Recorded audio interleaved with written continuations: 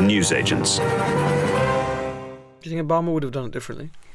I think that President Biden has been the most pro-Israel by his own admission president, as far as I can remember, and in recent history. I don't think any other president would have given Israel the leeway that it has given.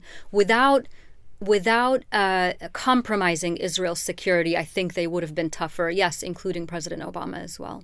And Trump? In fact, I think Trump would have had more success putting his foot down with the Israelis.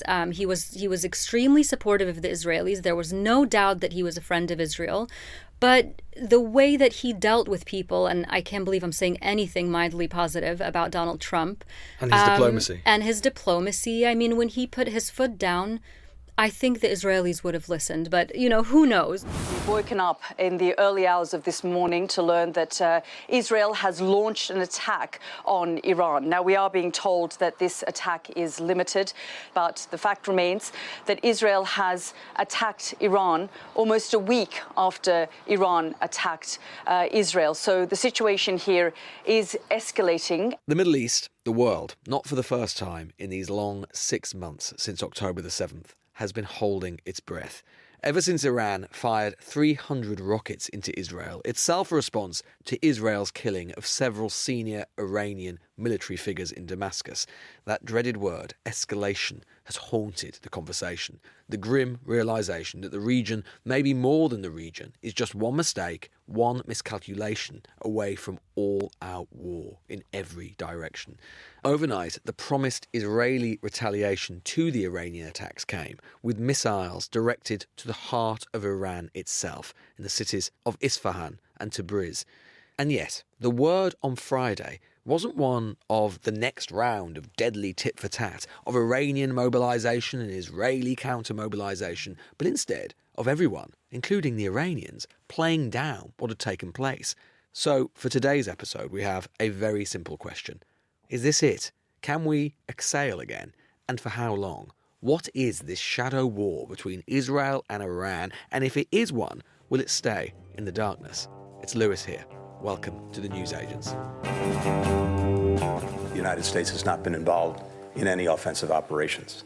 What we're focused on, what the G7 is focused on, and again, it's reflected in our statement and in our conversation, is our work to de-escalate tensions, to de-escalate from any potential conflict. You saw Israel on the receiving end of an unprecedented attack, but our focus has been on, of course, making sure that Israel can effectively defend itself, but also de-escalating tensions, avoiding conflict, and that remains our focus. That was the US Secretary of State, Antony Blinken, at the G7 Foreign Ministers meeting in Capri, reacting to the news of the strike, indeed confirming the Israel attack had taken place. Israel itself has kept pretty quiet. Meanwhile, bizarrely, Iran has denied there was any damage at all. A reminder that this all started on April 1st when Israel apparently attacked Iran's consulate in Damascus, killing one of Iran's most senior military commanders and other members of the country's Islamic Revolutionary Guard. Usually, the decades-long antagonism between the two countries has been conducted through proxies rather than direct attacks between the two states. That changed with what happened on April 1st, and Iran responded a few days later with 300 rockets and missiles into Israeli territory, largely intercepted and neutralised by Israel, its allies and bordering Arab countries. Israel promised retaliation, and that's what came overnight with the attacks on what we think were military facilities in Isfahan and Tabriz. But it was limited. Care was taken to avoid Tehran. Iran claimed, probably dubiously, there was no damage at all, and basically implied the matter was closed. So can we all, for now at least, breathe easy? And why, for all the bluster, have they taken so much effort to, well, not do that much? As we know, it is hard to talk to people on this whole subject who A, really know what they're talking about, and B, have no ideological or political axe to grind. Jasmine El-Gamal is someone who fits the bill. She's one of those people who have operated in the shadows of the state, but at the highest level, as Middle East advisor to the United States Department of Defense under President Obama and special assistant to 3 undersecretaries of defense. She's an expert in the region and came to the Newsagent studio to try and answer that question. Is this it? And what now? I think what happened overnight is that we've kind of come to a point where everyone's done what they feel like they needed to do, and everyone can now take a step back and reassess. So I think it's important for people to remember that, you know, Iran and Israel have been at odds for years, and that's putting it lightly. You know, Iran supports Hezbollah in Lebanon, it supports Hamas in Gaza, and it supports the Houthis in Yemen. And these are all groups which, at one time or another, as we know, are staging attacks on Israel or have a long history of antipathy, to put it mildly, to Israel. Exactly. They call themselves the axis of resistance against Israel. And so each of them have their own kind of agenda against Israel. But what unites them is this umbrella that they're all under, which is the Iranian umbrella. They're all Iranian proxies, basically. And they get money and money, arms. Training, weapons, you know, you From name Iran. it. Now, they're not completely sort of at Iran's beck and call. Like, for example, Hamas has said and Iran has reiterated that Iran wasn't aware of the October 7th attack, which was a pretty big deal. But it didn't give the go-ahead for that attack, wasn't aware before it happened. Similarly, the leader of Hezbollah in Lebanon, he gave a big speech a few months ago where he made it clear that these Iranian proxies are united in their sort of desire to weaken Israel, and they're connected to Iran, and they speak very deferentially about Iran. But it's not a really simple, clear-cut situation where Iran says go and they go, or Iran says stop and they stop. But the point is that Iran has this network of proxies that are ready and are constantly doing something to aggravate Israel, to weaken Israel, or just to put it on notice. You remember the big 2006 war between Hezbollah and Israel out of Lebanon, and there's always a chance that that front might get reignited. So Iran has always caused Israel problems, and vice versa. Israel has for years targeted Iranian shipments in Syria that were going to Hezbollah in Lebanon. So that's the background. It's not like this just started a week ago or a few weeks ago when Israel assassinated that commander in Syria. But because of everything that's been going on around this now, you have this war in Gaza, you have, every side is posturing, trying to use this opportunity to set markers, to say, okay, this is our strength, this is what we are, this is what we can do, don't mess with us. So it's a mix of aggression and deterrence, right? But it's this really delicate balance that every country in the region is trying to strike between aggression and deterrence. Everybody's trying to show what they can do, but no one actually wants this all-out war in the region that we've all been afraid of for the last few months. There's a sort of form of shadow boxing that's going on. Right. And they're happy to wound, but not to kill, or at least not to sort of launch that full-on frontal aggression that could escalate into a place that no one quite knows where we're heading. That's right. And I think in order to really understand that, it's useful to take a step back and look at every actor and what they really want, right? Before talking about what they're doing to each other. Now, the Iranians, they have always wanted to bleed Israel slowly. They've always wanted to weaken it. What's that expression about 1,000 jabs or something, right? Death by 1,000 cuts. Yeah. So they've, an all-out war is not at all in Iran's interest. I mean, they're trying to maintain their supremacy in the region. They're trying to maintain their sort of good guy in relation to Israel. We're not the aggressors. Israel, the aggressor in the region. That's why you need a resistance network against it. So all of that stuff is important to Iran. Now, for Israel, it's important to Israel not only to defend itself and prove that it can defend itself. Deterrence is really important for Israel, precisely because they're surrounded by so many enemies in the region. We just named all of them, right, in terms of these proxy groups. It's important for Israel to show that you cannot mess with us. We can come after you. But at the same time, it doesn't really want to. not least because it needs U.S. support militarily. Now, And the US does not want an all-out escalation and has been urging Israel to either not respond to the missiles that were sent from Iran or to do so in a very, very measured way. Exactly. Now, they were saying publicly, the Americans, to Israel and privately, try to de-escalate. We don't want to see an all-out war. That said, I don't think anyone was surprised that Israel retaliated because, again, they need to establish deterrence. Otherwise, it's really terrible for them. They can't show a degree of weakness that would allow these enemies that we've talked about to be so empowered that all of a sudden they all try to strike Israel at the same time. But have they done that? Because were you surprised, and some analysts have been saying this morning, that this was, in many ways, quite restrained by comparison to what some people had been expecting. So was it less of a retaliation than perhaps you thought might happen? And therefore, have they established deterrence, which is their principal objective, as you've described? I was saying a few days ago that the best case scenario would be for Israel to strike something symbolically, but not escalate. So I wasn't surprised at all. I would have been more surprised if Israel had done nothing. So I wasn't surprised, and they did in fact strike symbolically. No major military targets, no nuclear sites were hit. We didn't see any mushroom clouds. There were no casualties. It was a strike that basically said, we know where your nuclear sites are. We can reach them if we want to, but we've decided not to. It is our choice. And really important point, the drones were not sent from Israel. The important thing about them not being launched from Israel is that they avoided embarrassing the Arab countries in the region once again. Now, you know that the Jordanians were not at all happy at having to be in between Iran and Israel, right? The Jordanians had to activate their defense systems. I was there the night of the Iranian attack when the Jordanians had to activate these systems. They weren't happy about it, but they did it because, in large part, they have to defend their own airspace.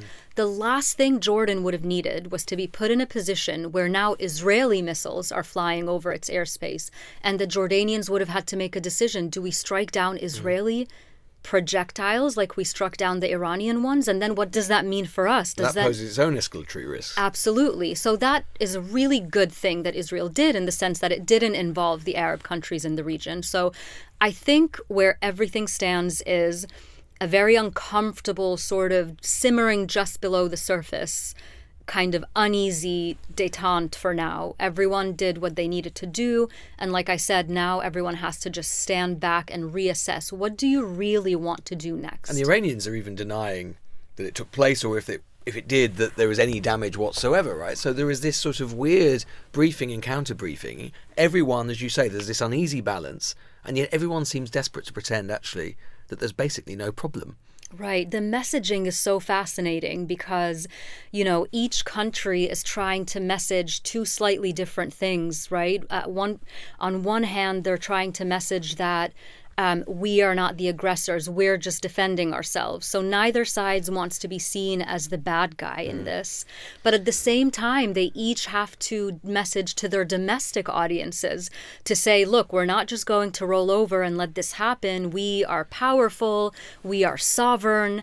And so it's a really delicate balance. And of course, as it's been for the last few months, the biggest danger is a miscalculation. One actor doing something that it thinks is okay, but that turns out not to be okay after all. So you've described this sort of stasis, this uneasy balance, where every side is trying to prove essentially how powerful they could be, whilst not demonstrating that power.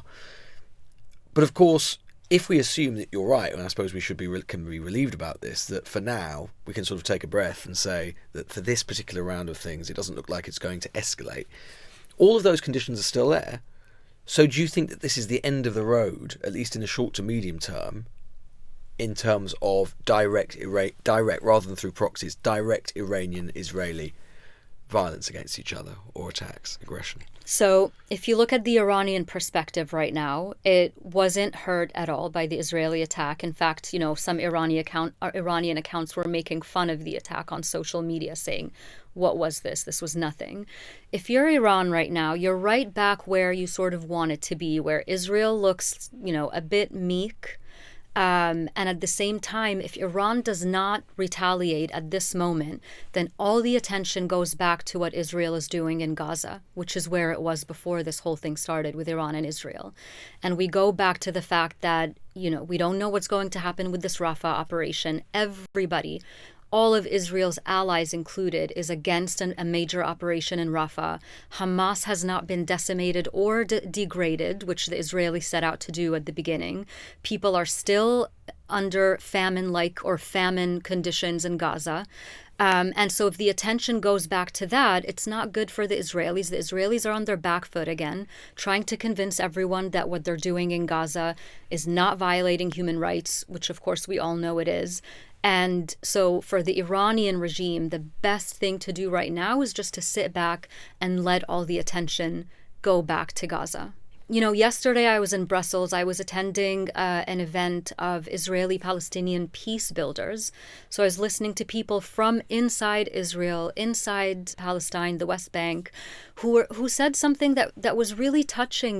They said, it is incredibly lonely to be an Israeli or Palestinian peace builder right now. We are lonely. We need more support. We don't need you to be beating the drumbeats of war. We are trying to do good here. Help us instead of agitating for war. And that really struck me. Irrespective of what's happening in Gaza, isn't the structural factor, which perhaps in the medium to longer term could lead to renewed conflict, direct conflict between Iran and Israel, that fundamental factor is still there, which is Iranian nuclear ambitions, and Israelis believing that is an existential threat, or the Israeli government believing that's an existential threat to their state. I mean, that is still the shadow which looms largest over all of this, right? Absolutely. I would say that, and of course the Palestinian question, which is the lack of self-determination and statehood for the Palestinians. Those are the two. If you look at everything that's happened in the region in recent times, it always comes back to one of those two things. Either inability for Israelis and Palestinians, Americans, the global community to find a solution to the Israeli-Palestinian conflict. I mean, at various points throughout history, one side or the other has not made the brave leap that has needed to be made for peace. Something like Anwar Sadat did on the Egyptian side, or Rabin did on the Israeli side. Of course, both of them paid the ultimate price for those brave moves. But that idea that Palestine has not been able to be recognized as a state by the Israelis, by the Americans, by the British, that has always been a problem. And of course, the Iranian nuclear file. Now, if we go back and look at how the international community has tried to address both of those regions, we can very clearly say that militarily they have not been successful, right?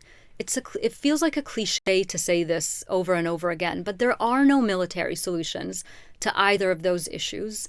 Now, when President Obama, I worked under President Obama at the Pentagon, when he concluded the nuclear deal with Iran, there were a lot of critics against that deal, and some of the criticism was warranted. The deal didn't really address Iranian activity in the region vis-a-vis their proxies. It was really solely focused on the nuclear issue. But at least it was a start, right? Now, of course, President Trump withdrew from it.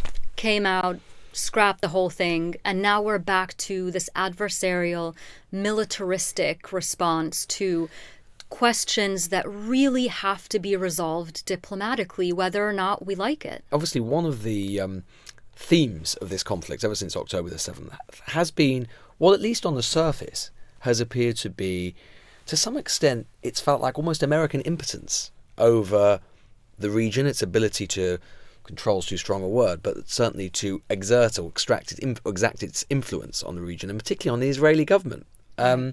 Is this actually an example of a victory for the Biden administration and its efforts to try and pacify the situation between Iran and Israel, at least to the best of its ability to do so?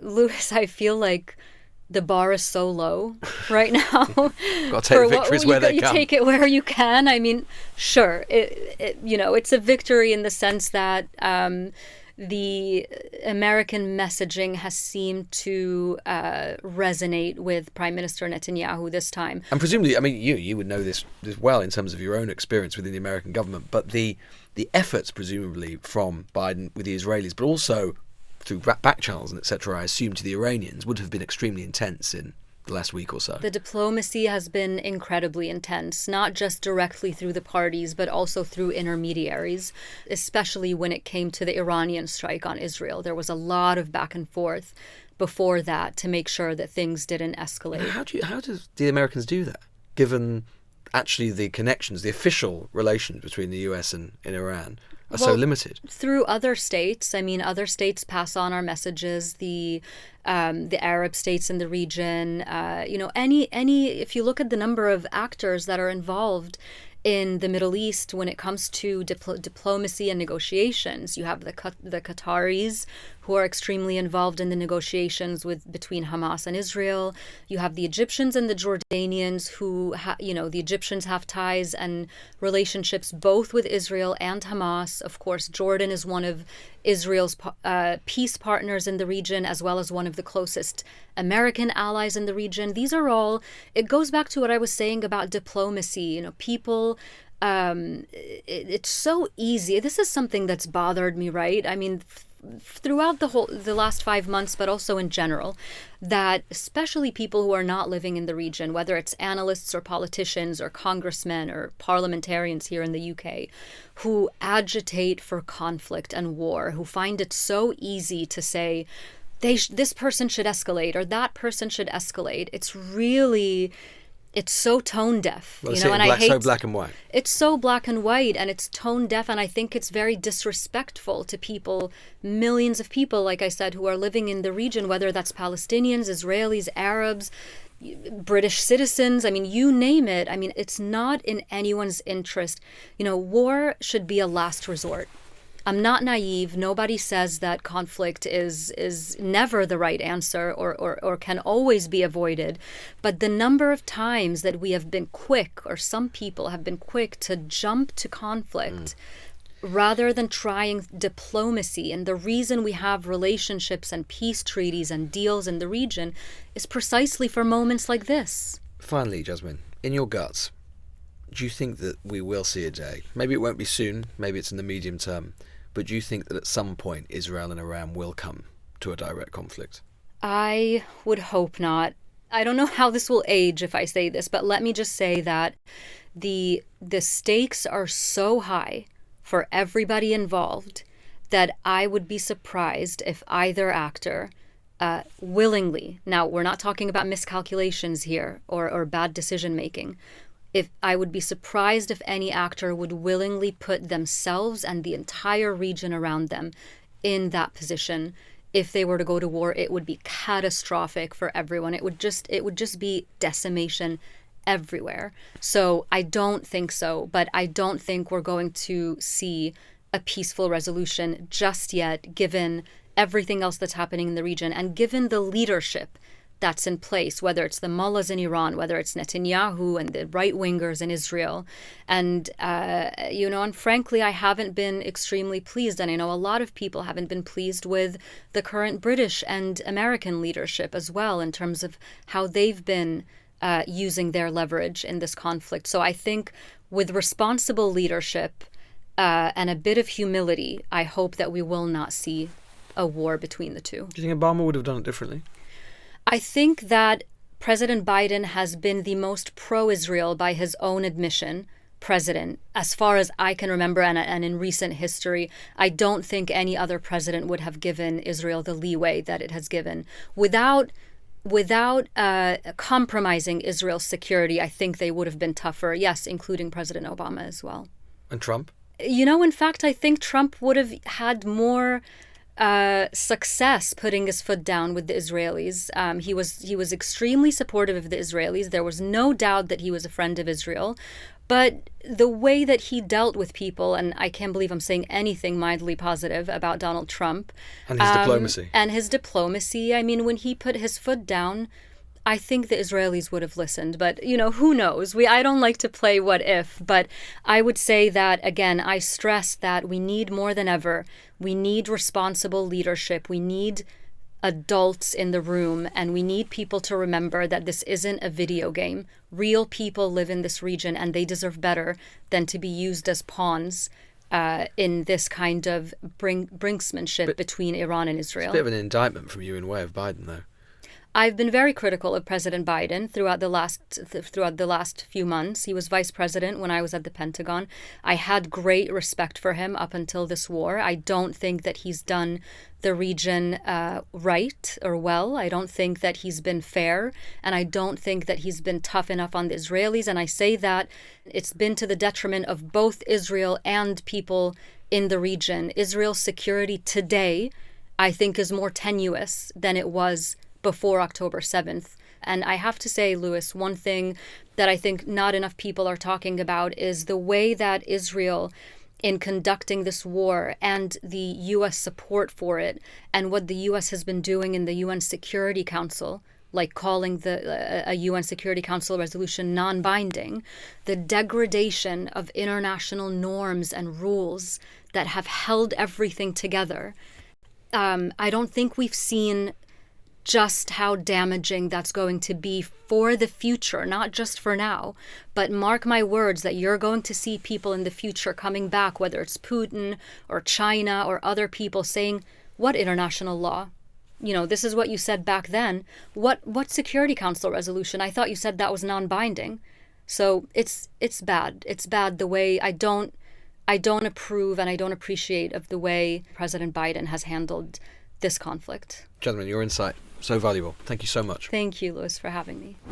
Well, we also wanted to get a sense of how this news is being internalised and reported in Israel and what Netanyahu might do next with regards to Iran. So we're joined now by Jonathan Conricus, Senior Fellow at the Foundation of Defence of Democracies focused on the Middle East. He formerly served in the IDF for 24 years as a combat commander in Lebanon and the Gaza Strip.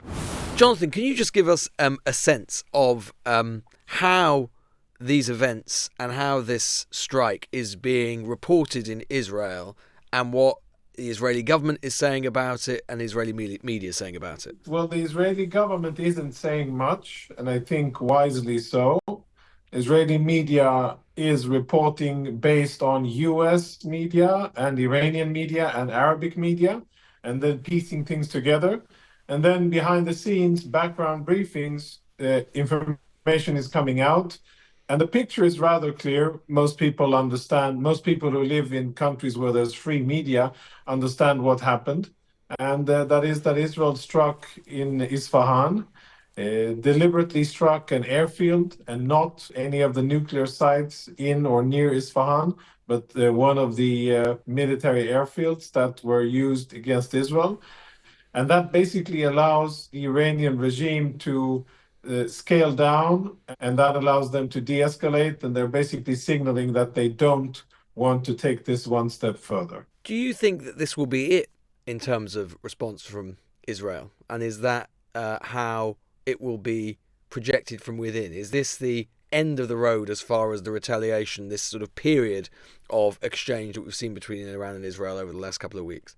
I think that we could cautiously assume that it's the end of this round.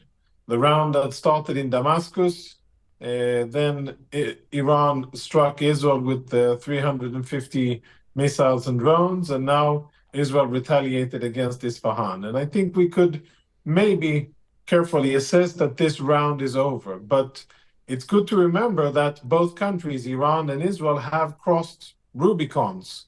Reality will not be the same. There had been speculation, Jonathan, about the idea that Netanyahu and his government would use this opportunity to deliver a significant blow against Iran and against the Iranian military and potentially even against its nuclear program, which obviously many Israelis feel is an existential threat to Israel over the sort of medium to long term. They clearly, at least for now, haven't chosen to do so. Did you think that that was a credible idea? And if it was, why haven't they decided to avail themselves of this opportunity? I think that what Israel did was a very measured response against Iranian aggression. probably influenced by requests and advice by the US and to a lesser extent UK, France, and perhaps Germany, calling on Israel not to retaliate, to which Israel responded that Israel is going to retaliate. The fact that Israel penetrated Iranian air defenses is clear, and Israel could have struck 10, 15, 20 sites instead of 1.5 or 2 sites.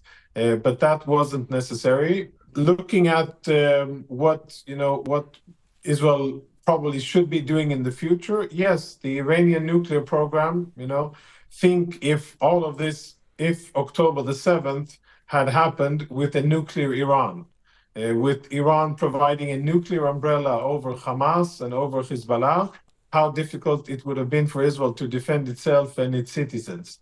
So I think that it's definitely an Israeli, a US, and a European interest to make sure that Iran never achieves Iranian nuclear military capabilities. You said that you thought this was the end of round 1, but there could be a round 2 or indeed a round 3 between Israel and Iran. What do you think are the circumstances that could prompt that round 2 and round 3? What could lead us to that moment? There's a few things. One would be if Iran goes out and does something extreme with regards to their nuclear program, if there's significant progress in weaponization, or if they breach out in terms of enrichment or anything else that is seen as really rupturing the balance, I think that could trigger some kind of an Israeli action. That's one. Second, if Hezbollah goes all out against Israel and unleashes its massive arsenal of rockets against Israel, I think that would take out one of the roadblocks or one of the hindrances or the stopgaps that exist currently that prevent Israel from striking Iran. And third, if Iran strikes Israel in retaliation for last night's reported attack, that could, of course, bring around a second round of fighting. I think that we are closer to that happening than to returning to the state of normalcy of the last 44 years, but specifically the last, let's say, 20 years where Iran successfully built and financed and funded terror organizations around our borders. And I think that we have crossed virtual Rubicons here that will be very difficult to uncross. Just in sum, you think that there will be you think at one point or another, there probably will be a war, a more comprehensive war between Iran and Israel? I think it's unlikely that we're going to see Israel and Iran return to how things have been managed for the last 44 years. I think that we're in a different era. I think that the chances of a round 2 and a round 3, they exist, and I think that they are quite reasonable because the Rubicons have been crossed and Israel has seen that it can. Jonathan, thank you so much. Thank you. That is it from us for this week. Apologies from John and Emily for not being here, but this weekend, you will know, of course, is the return of Britain's Got Talent, and Emily is massaging her vocal cords with linseed oil for her professional singing debut. Without spoiling the surprise, she'll be performing her party piece, the B-52's Love Shack, and John will be on the marimba, so something to look out for. And before we go, do you remember this? Why don't you go talk about Jewish space lasers, and really, why don't you off? How about that? Thanks, thank you very much. That was MAGA Fruit Loop Marjorie Taylor Greene basically telling our very own Cyndi Lauper which cliff she should jump off after Emily reminded her at Mar-a-Lago about her interest in so-called Jewish space lasers. Coincidentally, it's also been my ringtone ever since. Anyway, the good news is Marjorie hasn't taken it to heart, with a Republican congresswoman announcing on Wednesday an amendment to the Israel funding bill that would direct US Department of Defense funding to develop, you guessed it, space laser technology on the US-Mexico border. She defended the amendment on Twitter, writing, "Israel has some of the best unmanned defense systems in the world. I've previously voted to fund space lasers for Israel's defense. America needs to take our national security seriously and deserves the same type of defense for our border that Israel has and proudly uses." I think the Emily Maitlis Space Laser Commander Base has a nice ring to it, don't you think? Oh, screw it. One more time. Really, why don't you off? How about that? Remember, you can catch up on all our shows from the week on Global Player. Send us story tips and feedback to newsagents@global.com. Thanks to our production team on the News Agents, Gabriel Radis, Laura Fitzpatrick, Georgia Foxwell, Alex Barnett, Rory Simon, Shane Fenley and Arvin Badawel. Our editor is Tom Hughes. It's presented by Emily Maitlis, John Sopel and me, Lewis Goodall. We'll see you on Monday. Have a lovely weekend. The News Agents. This is a Global Player original podcast.